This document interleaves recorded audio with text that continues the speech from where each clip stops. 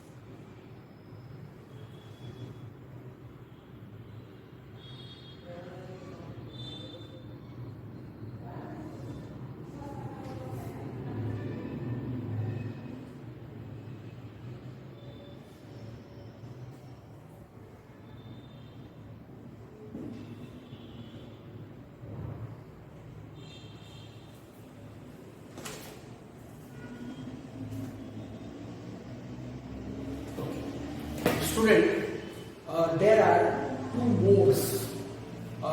Two bores कहने का मतलब ये है कि there are two pipes, there are two capillaries. One capillary is having the narrow diameter 3 millimeter, this one, and the second capillary is having comparatively broader diameter, that is 6 millimeter.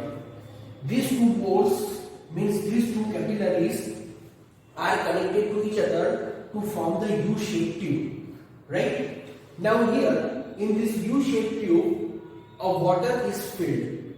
The surface tension of the water is 7.3 into 10 raised to minus 2 Newton per meter. The angle of contact is 0 for the water. Generally it is given. If not given, then you take it.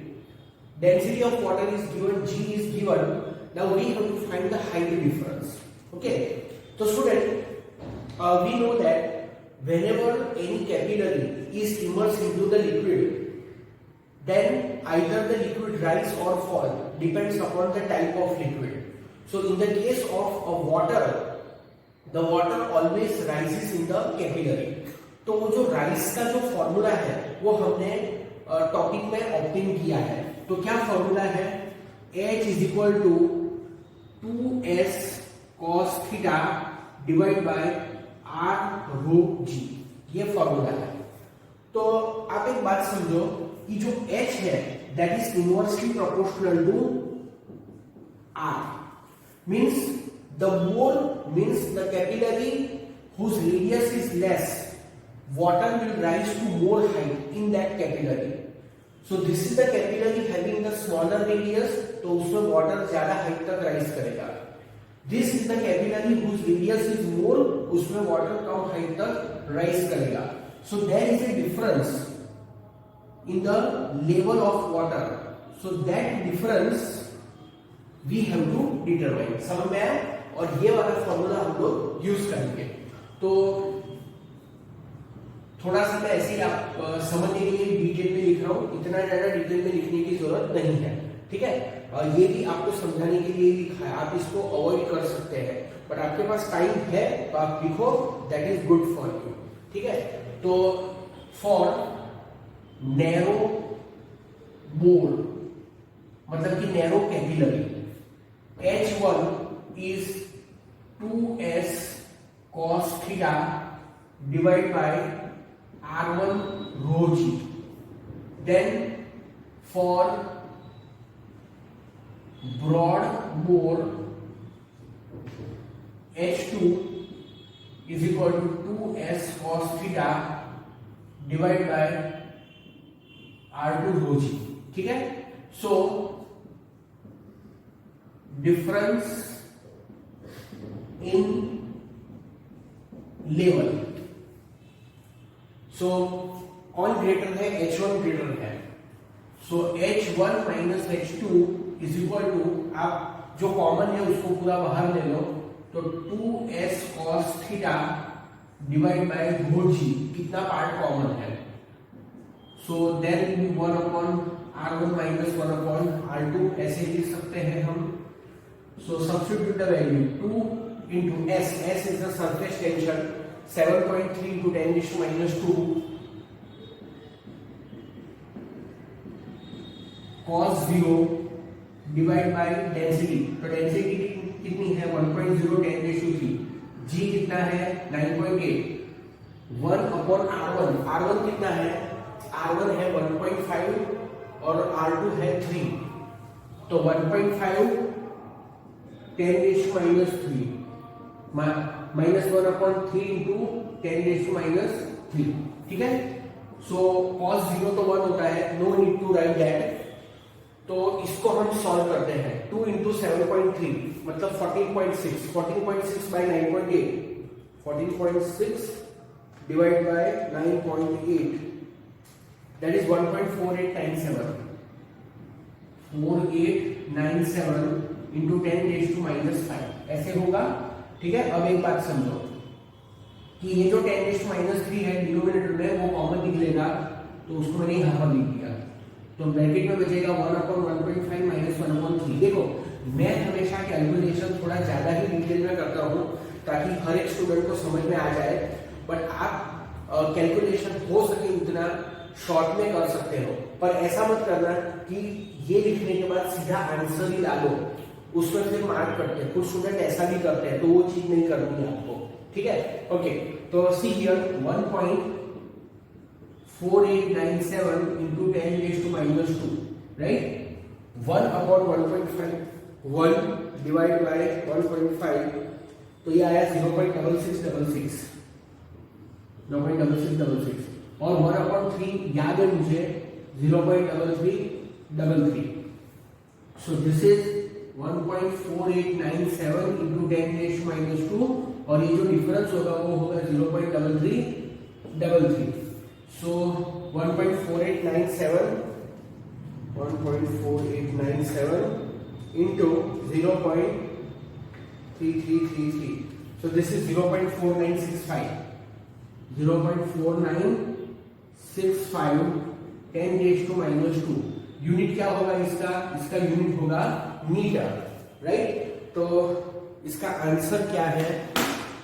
इसका answer, let me see in the book, मेरे पास इसका calculation किया हुआ नहीं है, 10.30, but I remember mostly it is right. 10.30. Sorry, it is, let me see which number it is. Yes, it is 10.30. So, for the first bore,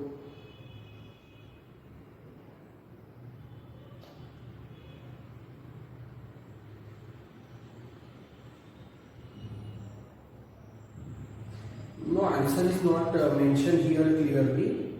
मुझे कहीं और पर आंसर देखना पड़ेगा इसका, बट राइट ही होगा फिर भी। इसका आंसर है 5.290 mm। एक मिनट, वैल्यूज तो मैंने करेक्ट ही ली हुई है, 9.8 ही लिया है मैंने। 2 into 7.3 10⁻² cos 0 1/1.5। ओके, 1.5। दूसरा है 3 mm। ओके, यहाँ पर कुछ थोड़ा सा प्रॉब्लम है स्टूडेंट। मेरे पास एक रेफरेंस बुक है, उसमें लोगों ने क्या किया है, मतलब जो क्वेश्चन है ना उसमें 3 mm and 6 mm लिया है। हाँ वही है, 3 mm and 6 mm ली है। तो यहाँ पर उन लोगों ने जब सॉल्यूशन किया तो R2 को 3 into 10⁻² लिया है। R2 को मेरे पास ये जो बुक है ऐसे लोरोला की, उसमें 3 into 10⁻² लिया है। क्वेश्चन के अंदर तो 6 mm ही है, क्वेश्चन में तो 6 mm ही है, पर यहाँ पर 3 into 10⁻² लिया है। तो ऐसा क्यों किया होगा? क्योंकि ये वैल्यू उन्होंने सेंटीमीटर में एज्यूम की होगी। तो अगर ये सेंटीमीटर में है तो फिर 3 into 10⁻² होगा, बराबर। तो यहाँ पर मैं क्वेश्चन जो टेक्स्ट बुक का जो क्वेश्चन है उसको मैं करेक्ट एज्यूम करता हूँ कि उसमें जो डेटा है वो ही करेक्ट डेटा है। तो 3 mm और 6 mm ही है, तो उसके अकॉर्डिंग मेरा आंसर बिल्कुल राइट है। ठीक है, तो 0.4965 into 10⁻², तो इसको मैं लिखूंगा 4.965 into 10⁻³ metre. So this is almost 5 mm। 4.965 millimetre, तो ये हुआ almost 5 mm। So this is रफली 5 mm। ये आंसर है। ठीक है, आप भी अपने लेवल पर एक बार कैलकुलेशन चेक कर लेना। ठीक है,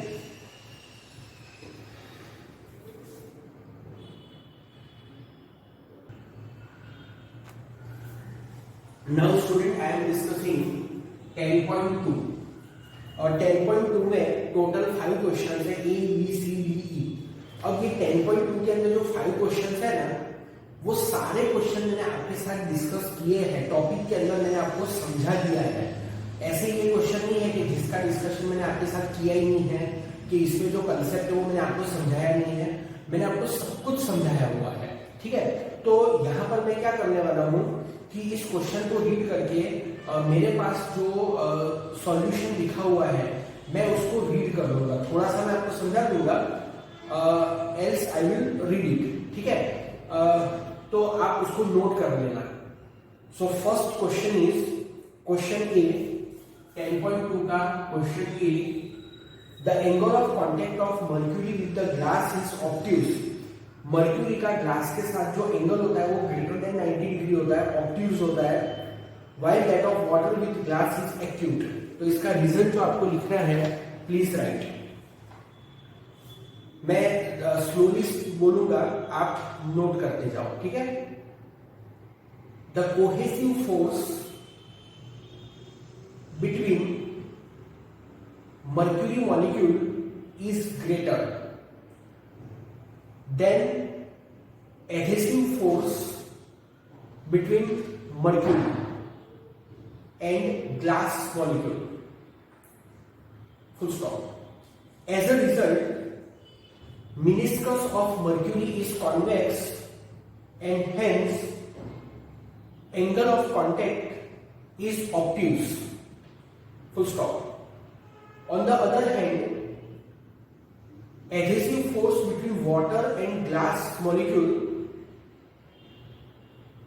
is greater than cohesive force between water molecule. Full stop. So meniscus of water is concave and hence angle of contact is acute. ठीक है, इतना ही लिखना है। स्टूडेंट मेरी बात सुनो, अगर मर्क्यूरी के अंदर ग्लास ट्यूब को इंसर्ट करें तो जो एंगल ऑफ कांटेक्ट होता है वो 90 से ग्रेटर होता है, पर अगर वाटर के अंदर ग्लास ट्यूब को इंसर्ट करें तो जो एंगल ऑफ कांटेक्ट होता है वो एक्यूट होता है। उसका रीजन वैसे मैंने आपको लिखवा दिया है, समझा भी दिया है, तो भी थोड़ा डिस्कस कर देता हूं कि जो मर्क्यूरी होता है, मर्क्यूरी के अंदर जो मर्क्यूरी के मॉलिक्यूल के बीच में जो कोहेसिव फोर्स होता है वो ग्रेटर होता है as compare to adhesive force between mercury and the glass.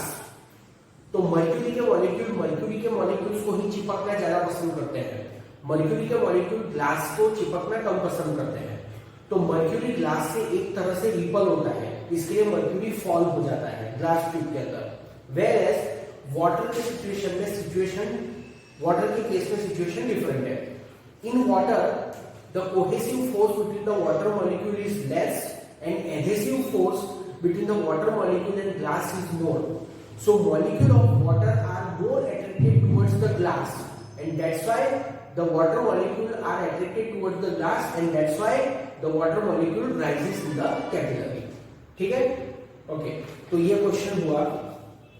Second question जो है, water on clean glass surface tend to spread out while mercury on the same surface tend to form the drop। देखो, अगर एक glass की plate है उसके ऊपर अगर आप पानी डालोगे तो पानी फैल जाता है, और अगर आप मर्क्यूरी डालोगे तो मर्क्यूरी फैलेगा नहीं पर मर्क्यूरी ड्रॉप फॉर्म करेगा।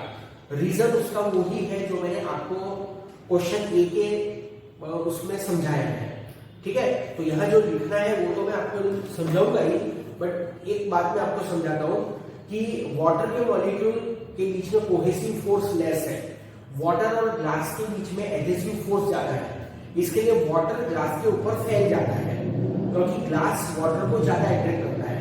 बट मर्क्यूरी के केस में मर्क्यूरी के मॉलिक्यूल के बीच में ही जो कोहेसिव फोर्स होता है वो ज्यादा होता है, तो ग्लास के साथ मर्क्यूरी का एक टाइप से रिपल्सन है, इसके लिए मर्क्यूरी के जो मॉलिक्यूल्स है वो फैलते नहीं है। देखो, जैसे ये ग्लास प्लेट है, ये ग्लास प्लेट है तो इसके ऊपर पानी ऐसा फैल जाएगा क्योंकि पानी ग्लास प्लेट से अट्रैक्ट होगा, और इसी के ऊपर अगर आप मर्क्यूरी डालोगे तो मर्क्यूरी फैलेगा नहीं, वो ड्रॉप फॉर्म करेगा। ड्रॉप फॉर्म करेगा मतलब यहाँ पर जो कांटेक्ट एरिया है ना वो कांटेक्ट एरिया कम है, यहाँ पर कांटेक्ट एरिया ज्यादा है। वाटर का ग्लास के साथ कांटेक्ट एरिया ज्यादा है, कांटेक्ट एरिया ज्यादा मतलब फैल जाना, कांटेक्ट एरिया कम मतलब सिकुड़ जाना, बराबर, तो वो कॉन्ट्रैक्ट हो जाता है। मर्क्यूरी क्या होता है, कॉन्ट्रैक्ट होने की कोशिश करता है और कॉन्ट्रैक्ट होने में वो स्फेरिकल शेप एज्यूम करता है। लिखना क्या है, लिखो the adhesive force between water and glass molecule is greater than cohesive force between water molecules, full stop. So water tend to spread on clean glass surface, full stop. On the other hand, comma, cohesive force between mercury molecule is greater than adhesive force between mercury and glass molecule, full stop. So mercury tend to form drops. Question C. Surface tension of liquid is independent of area of contact. Surface tension is independent of area of contact. लिखो, surface tension is force acting per unit length of line on surface. Full stop. It depends on nature of liquid and temperature. Full stop. It is independent of area of liquid. मैं आपको समझा रहा हूँ, यहाँ पर explanation complete हुआ, लिखा होगा। एक ग्लास है, आपके घर में पीने का जो ग्लास होता है, मैं उसकी बात कर रहा हूँ। तो एक ग्लास है जिसका डायमीटर लेस है, और एक दूसरा ग्लास है, चलो ग्लास छोड़ो, क्या लेते हैं हम, एक कंटेनर लेते हैं, एक पॉट लेते हैं, एक क्या बोलते हैं, पतीला जो होता है ना, बड़े साइज का पतीला, वो लेते हैं। तो ग्लास का जो डायमीटर होता है, ऊपर से देखने से ग्लास का डायमीटर स्मॉल होता है, और जो पतीला होता है वो ऐसा बड़ा होता है। तो दोनों में एरिया ज्यादा है। अब इसमें भी पानी है, इसमें भी पानी है, तो here area of contact is less and here area देखो कितना बड़ा है, तो area of contact is more. तो यहाँ पर ग्लास और वाटर का जो एरिया ऑफ कांटेक्ट है वो बहुत कम है, यहाँ पर एरिया ऑफ कांटेक्ट ज्यादा है। क्योंकि एरिया मतलब क्या, एरिया मतलब यहाँ पर एरिया मतलब ये वाला पोर्शन, एक्चुअली आप उसको सर्कमफेरेंस भी बोल सकते हो, और यहाँ पर वो एरिया ज्यादा है, समझ में आया। बट सरफेस टेंशन एरिया पर डिपेंड नहीं करता है। सरफेस टेंशन किस पर डिपेंड करता है, डिपेंड करता है टेम्परेचर पर, कि टेम्परेचर क्या है यहाँ पर। Second, it depends on type of material in contact. यहाँ पर वाटर और ग्लास का कॉन्टेक्ट है, यहाँ पर भी वाटर और ग्लास का कॉन्टेक्ट है, तो दोनों में वो टेम्परेचर भी सेम है, दोनों में मटेरियल भी सेम है, बराबर। और सरफेस टेंशन की जो डेफिनेशन है, जो मैंने आपको एक्सप्लेनेशन में बोली थी, कि surface tension is what, it is the force acting पर यूनिट लेंथ। तो अगर आप एक यूनिट लेंथ को यहाँ पर इमेजिन करते हो और यूनिट लेंथ को अगर आप यहाँ पर इमेजिन करते हो, तो दोनों केस में जो फोर्स पर यूनिट लेंथ होगा, surface tension S is equal to F by L, topic में समझाया था। तो दोनों में लेंथ हमने सेम ली है, तो सरफेस टेंशन सेम होगा, समझ में आया, ठीक है। ये क्वेश्चन हुआ। इसके बाद नेक्स्ट है water with detergent dissolve in it, it should have small angle of contact. Question ऐसा है कि डिटर्जेंट को अगर हम वाटर में डालते हैं, तो आपने देखा होगा कि डिटर्जेंट वाटर के अंदर डिसॉल्व हो जाता है। उसके लिए जो एंगल ऑफ कांटेक्ट है, वो एंगल ऑफ कांटेक्ट स्मॉल होना चाहिए। तो इसका रीजन आप देखो,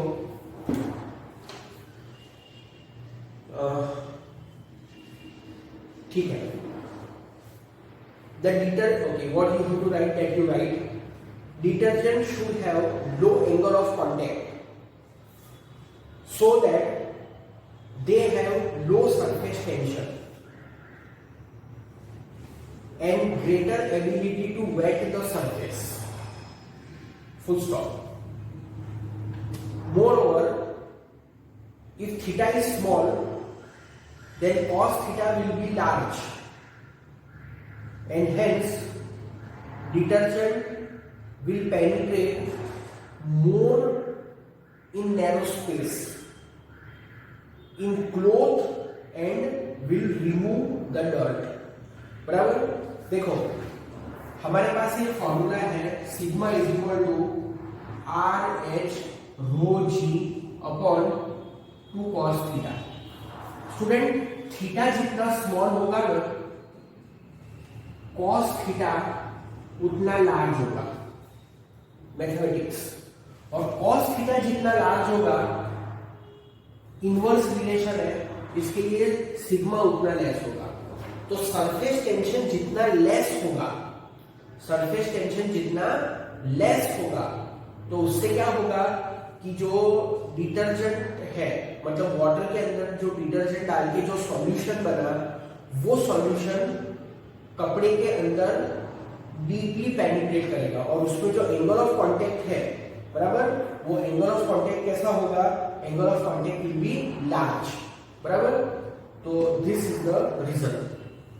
उसके बाद है question E, a drop of liquid under no external force is always spherical in shape. तो ये भी मैंने आपके साथ डिस्कस किया है कि जो ड्रॉप होता है वो हमेशा स्फेरिकल इन शेप होता है if we neglect the external force. External force मतलब gravitational force. So what you have to right,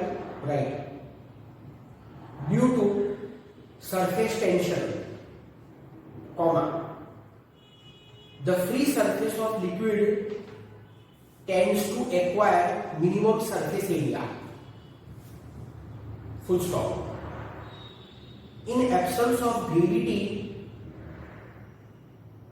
liquid drop becomes spherical in shape because for a given volume a sphere has minimum surface area. ठीक है, तो ये हमने already discuss किया हुआ है.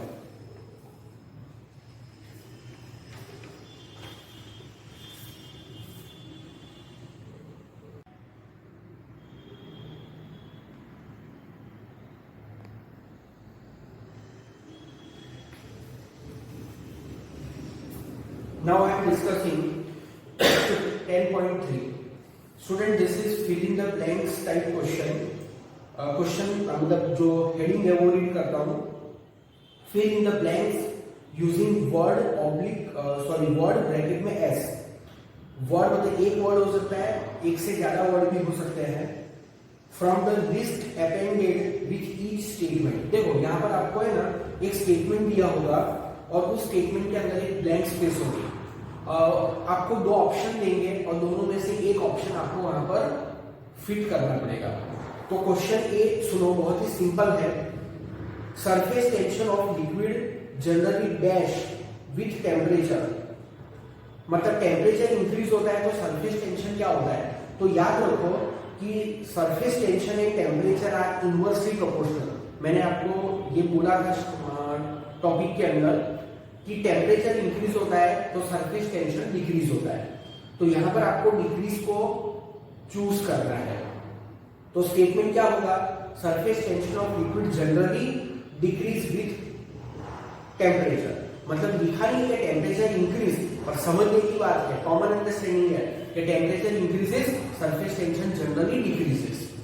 Question B, viscosity of gas dash with temperature whereas viscosity of liquid dash with temperature. तो ये भी मैंने आपको टॉपिक में समझाया था कि जो गैसेस होते हैं उनकी विस्कोसिटी टेम्परेचर के साथ इंक्रीज होती है और जो लिक्विड होते हैं उनकी विस्कोसिटी टेम्परेचर के साथ डिक्रीज होती है. गैस के केस में temperature increases, viscosity increases. Whereas in the case of liquid relation बिल्कुल ऑपोजिट होता है, इस टाइप से होता है.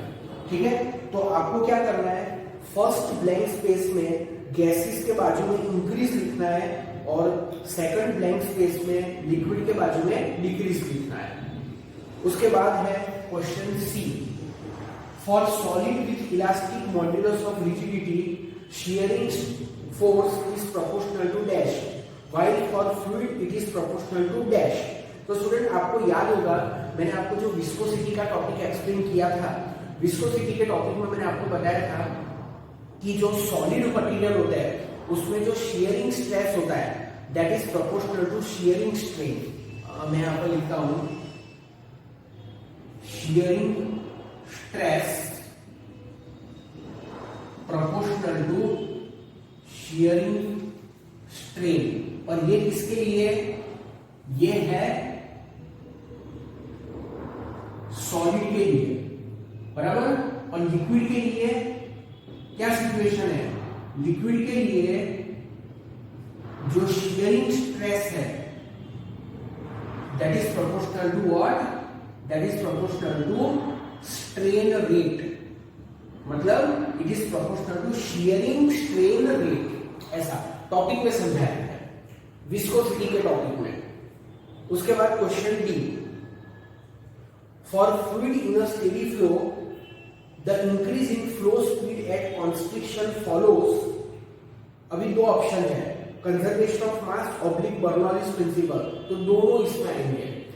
तो क्वेश्चन क्या है वो मैं आपको एक्सप्लेन करता हूं कि for fluid in a steady flow the increase in the flow speed at the constriction. देखो सपोज ये पाइप है, ठीक है, इस टाइप की पाइप है, इस टाइप की पाइप है.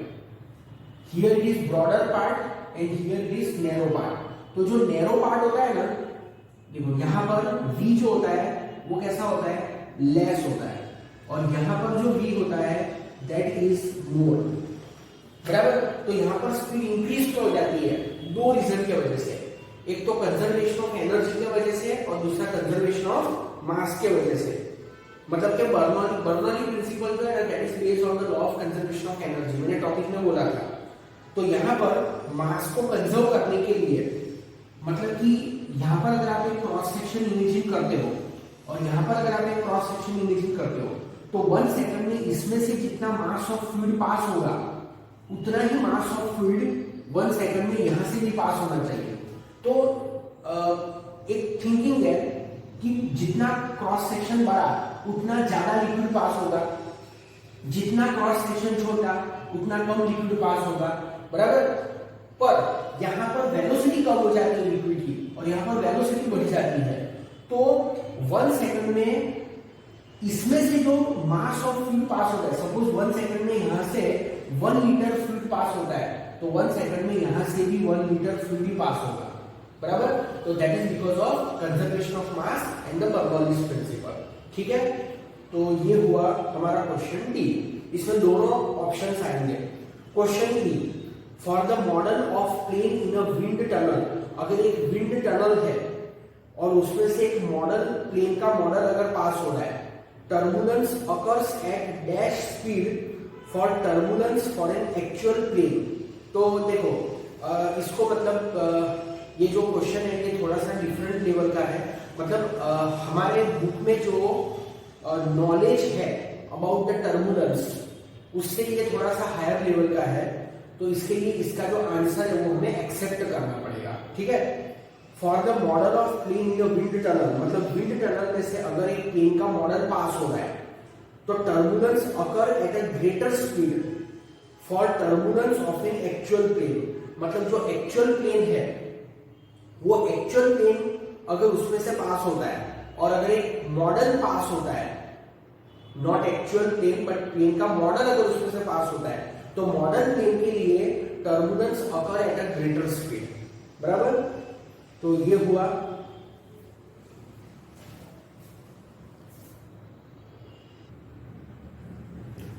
Now we are solving 10.4। इसमें भी डिफरेंट क्वेश्चंस है।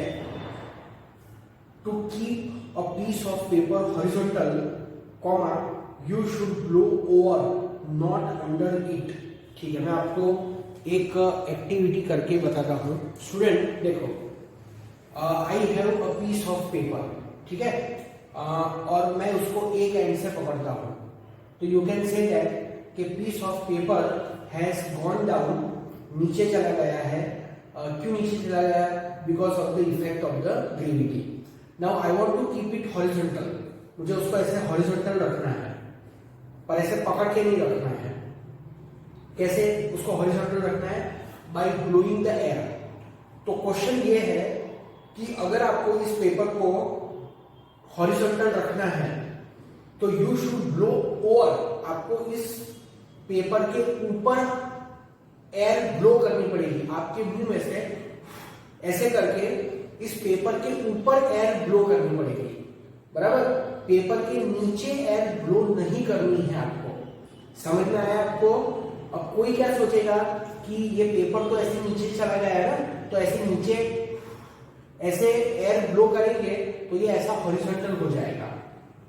But what I am telling you कि if we talk in the ideal situation, मैं आइडियल सिचुएशन की बात कर रहा हूं, बराबर। ऐसे तो अगर हम नीचे फूंक मारे तो जो एयर निकलेगी वो एयर इसके ऊपर फोर्स डायरेक्टली अप्लाई करेगी और उसके वजह से लगेगा कि ये सीधा हो जा रहा है, बट वो सिचुएशन नहीं है, बराबर। वो हवा के फोर्स के वजह से ऐसे सीधा हो जाता है।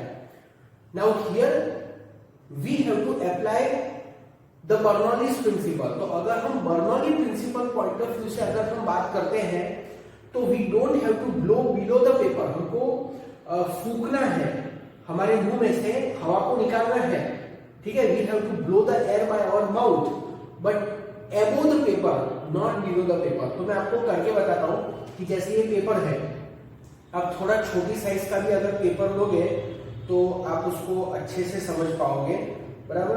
तो एक उसको मैं थोड़ा सा मिडल में से कट कर देता हूँ। वैसे ऐसे भी कर सकते हैं, ऐसा कुछ नहीं है कि नहीं कर सकते हैं। देखो मैं उसके ऊपर में एयर ब्लो करता हूँ। हैव यू नोटिस कि जब मैं उसके ऊपर, मैं पेपर के ऊपर, देखो मैंने यहाँ पर रखा हुआ है, मतलब मैं ऊपर एयर ब्लो करने वाला हूँ। मैं ऐसे नीचे एयर नहीं ब्लो कर रहा हूँ, ऊपर एयर ब्लो कर रहा हूँ।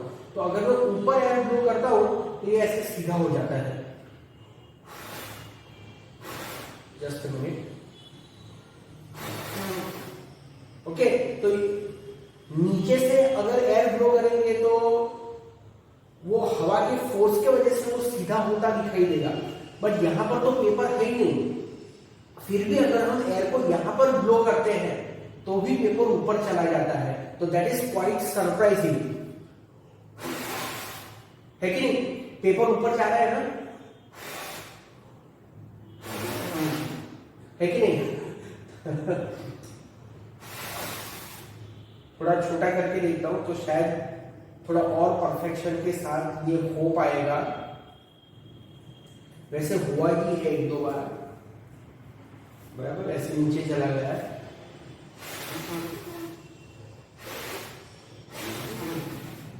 ठीक है। तो you have to blow above the paper, आपको पेपर के ऊपर ब्लो करना पड़ता है। उसका रीजन क्या है? तो देखो मैं आपको समझाता हूं कि जैसे ये एक पीस ऑफ पेपर है, तो ग्रेविटी के वजह से वो नीचे चला गया है। Now you are blowing above, बराबर। जैसे जैसे ये पीस ऑफ पेपर है, suppose this is the piece of paper, तो you have to blow above it. तो यहां पर velocity of air will be more, और यहां पर तो वेलोसिटी जो थी वही थी, मतलब इसके कंपैरिजन में velocity will be less.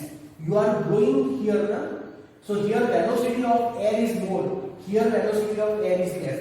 Now what I have taught you, the region where velocity is more, it is the region of low pressure. जहां पर वेलोसिटी हाई होती है वहां पर प्रेशर कैसा होता है? लेस होता है। और जहां पर वेलोसिटी लेस होती है प्रेशर इज हाई। तो here pressure is less, here pressure is more, so net pressure is upward. क्या कहा मैंने? नेट प्रेशर इज अपवर्ड, और नेट फोर्स जो होता है वो भी नेट प्रेशर के डायरेक्शन में होता है। तो जो नेट फोर्स होगा वो ऊपर होगा, इसके लिए जो पीस ऑफ पेपर है वो ऊपर चला जाएगा। समझ में आया? तो this is the reason.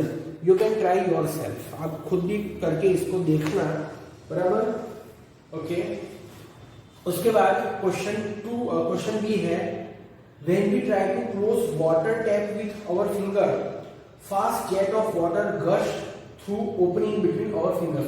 Reason I have explained you कि अगर एक वाटर टैप है, आपके घर में पानी का नल होगा, बराबर। आप नल को खोल देना तो उसमें से water will come out with a certain velocity, ठीक है। डिपेंड्स कि आपके ऊपर टंकी में कितना पानी है। टंकी में अगर कम पानी है तो water will come out with a slow speed. उस सिचुएशन में आप क्या करो, you put your finger at the tap, मतलब जो टैप है, टैप का जो माउथ है, नल का जो माउथ है, उसको आधा अपने थंब से बंद कर दो। तो क्या नोटिस करोगे? वाटर विल गश आउट, मतलब टैप में से पानी एकदम स्पीड से बाहर निकलेगा। तो रीजन क्या है? रीजन है कि velocity is inversely proportional to area of cross section. By putting your finger at the mouth of tap you are reducing the area of cross section, so velocity increases. That is the reason, ठीक है। उसके बाद है question C, the size of needle of syringe control the flow rate better than thumb pressure exerted by doctor while administering an injection, ठीक है। मैं आपको figure draw करके बताता हूँ। जो इंजेक्शन होता है ना, डॉक्टर जो आपको लगाता है जब आप डॉक्टर के पास बीमार होके जाते हो, तो जैसे ये एक सिरिंज में ड्रॉ करने की कोशिश कर रहा हूं, ये पिस्टन है, ठीक है, और ये बैक पोर्शन है जहां पर थंब होता है, बराबर। यहां पर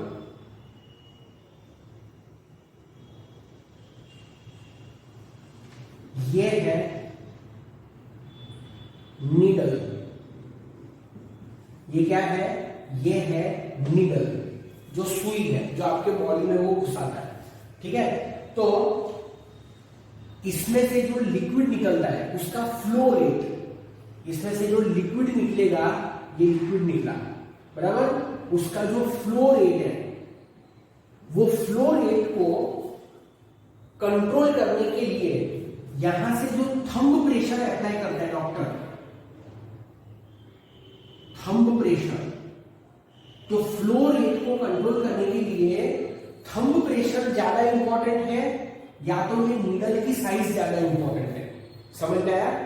तो एक फॉर्मूला है P plus rho g y plus 1/2 rho v square is equal to constant. This is actually the Bernoulli's principle, बराबर। तो ये स्टूडेंट, ये जो कांस्टेंट होता है ना, वो होता क्या है, तो पहले तो आप ये समझो, ये जो P है that is the pressure of liquid, it is the pressure energy, actually उसको वो है क्या, वो प्रेशर एनर्जी है। ये तीनों एनर्जी ही है, भले ये प्रेशर है बट इसको हम बोलेंगे pressure energy. This is pressure energy, this is gravitational potential energy per unit volume, this is kinetic energy per unit volume. तो this is energy, this is energy, this is energy is equal to constant. तो ये जो constant है वो भी energy related constant है, समझ में आया। So what I am telling you, the total energy of the liquid coming out from the syringe remains constant. क्या कहा, the total energy of the liquid coming out from the syringe, ये जो needle है that is constant. अब ये जो total energy होती है वो total energy पावर प्रेशर के 1 पावर पर डिपेंड करती है। यहां पर प्रेशर की 1 पावर है, तो टोटल एनर्जी ऑफ फ्लूइड, तो टोटल एनर्जी प्रेशर के 1 पावर पर डिपेंड करती है, पर टोटल एनर्जी वेलोसिटी के 2nd पावर के ऊपर डिपेंड करती है। तो टोटल एनर्जी को कंट्रोल करने के लिए प्रेशर से ज्यादा वेलोसिटी का इंपॉर्टेंस है, बराबर। तो डॉक्टर टोटल एनर्जी को कंट्रोल करने के लिए प्रेशर पर ज्यादा फोकस नहीं करता है। किसके ऊपर ज्यादा फोकस करता है, ये नीडल के साइज के ऊपर ज्यादा फोकस करता है, and that's why the area of cross section of the needle is less. जो डॉक्टर आपको सुई आपके बॉडी में चुभाता है, तो वो जो सुई होती है उसका एरिया ऑफ क्रॉस सेक्शन बहुत ही कम होता है, so that effectively with appropriate energy the medicine can be injected to your body। जो मेडिसिन है वो आपके बॉडी में प्रॉपरली विथ एप्रोप्रिएट एनर्जी वो इंजेक्ट होनी चाहिए। देखो आपके बॉडी के अंदर क्या है, आपके बॉडी के अंदर ऑलरेडी ब्लड है, अगर वेन्स में दे रहा है तो वेन के अंदर ब्लड है, ब्लड का खुद का प्रेशर है, मेरी बात को ध्यान से समझना, ब्लड का खुद का प्रेशर है। अगर वो वेन में नहीं दे रहा है, बॉडी के अगर दूसरे पार्ट में दे रहा है, सपोज यहाँ पर दे रहा है, तो यहाँ पर भी बॉडी के अंदर प्रेशर है, बराबर। अब बाहर से जो चीज आपके बॉडी में एंटर हो रही है उसकी एनर्जी आपके बॉडी के अंदर जो है वो एनर्जी से ज्यादा होनी चाहिए, तभी बाहर से मेडिसिन आपके बॉडी के अंदर एंटर होगी। तो जो एनर्जी है, energy of the fluid that should be more. तो एनर्जी को ज्यादा रखने के लिए प्रेशर उतना इफेक्टिव नहीं है, वेलोसिटी इज मोर इफेक्टिव। तो वेलोसिटी कैसे वो कंट्रोल करेगा, how the velocity can be kept more, by keeping the size of needle less. ऐसा लिखना क्या है वो मैं आपको बता देता हूं, ठीक है।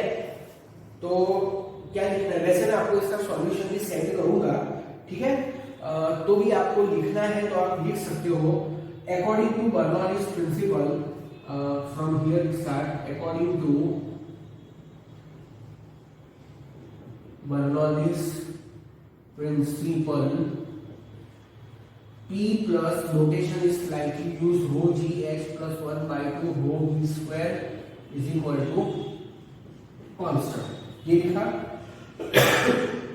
Thus total energy of injectable medicine depend upon 2nd power of velocity and 1st power of pressure, full stop. It means that total energy of injectable medicine has a greater dependence on its velocity, full stop. Therefore, comma, a doctor adjusts the flow rate of medicine with the help of size of needle of syringe. With the help of size of needle of syringe. Bracket में लिखो A1 V1 is equal to A2 V2. Bracket close. Rather than RATHER, rather than thumb pressure, comma, while administering an injection. बराबर, ठीक है. अब student जो question 4 है, that question 4 is, मतलब यहाँ पर बुक में क्वेश्चन डी, तो question D is very interesting question. A fluid flowing out of a small hole in a vessel result in a backward thrust on the vessel. ठीक है, देखो suppose एक vessel है, इस तरह से एक वेसल है, मतलब एक कंटेनर है, और उस कंटेनर के अंदर एक छोटा सा होल है, एकदम छोटा सा, बहुत बड़ा नहीं, एकदम छोटा सा होल है. ये container completely filled with the water है. कंटेनर को एक टेबल के ऊपर रखा है एंड ये सपोज टेबल है. देखो ऐसा सब लिखा हुआ नहीं है, बट समझने की बात है कि कंटेनर को टेबल पर रखा हुआ है. कंटेनर का बॉटम और टेबल की सरफेस सपोज दोनों फ्रिक्शन लेस है, तभी जाके ये होगा. बराबर, तो टेबल की सरफेस फ्रिक्शन लेस, कंटेनर का बॉटम भी फ्रिक्शन लेस. ठीक है. Now here water is coming out, इसमें से होल में से water is coming out. So the container goes backward. Container goes backward. Container पीछे की तरफ जाता है. यहाँ पर velocity of water is in the forward direction and velocity of the container is in the backward direction. ऐसा क्यों? आपको याद है मैंने आपको चैप्टर नंबर 5 में वो एक टॉपिक एक्सप्लेन किया था, recoil of a gun. Recoil of a gun में क्या होता है? When the bullet goes in the forward direction, rifle goes in the backward direction. To keep what constant? सोचो, जवाब दो मेरे बोलने से पहले. To keep momentum constant. बराबर. So here also when the water is going forward, the water which is going forward has a certain momentum. बराबर. So according to law of conservation of momentum, the momentum should remain constant. तो momentum gained by the water in the forward direction should be equal to the momentum gained by the container in the backward direction. तो container में से water forward जाएगा, container में का water अगर forward जाएगा तो कंटेनर खुद बैकवर्ड जाएगा. जैसे राइफल में से बुलेट फॉरवर्ड जाती है तो राइफल खुद बैकवर्ड जाता है. बस वही रीजन है. लिखना क्या है मैं बोल रहा हूं, आप लिख सकते हैं. Due to small area of cross section of hole, the fluid flow out of the vessel with a large speed and hence with a large linear momentum. Full stop. As no external force act on the system, comma, in order to conserve linear momentum, comma, the vessel acquired backward momentum and hence a backward thrust act on vessel.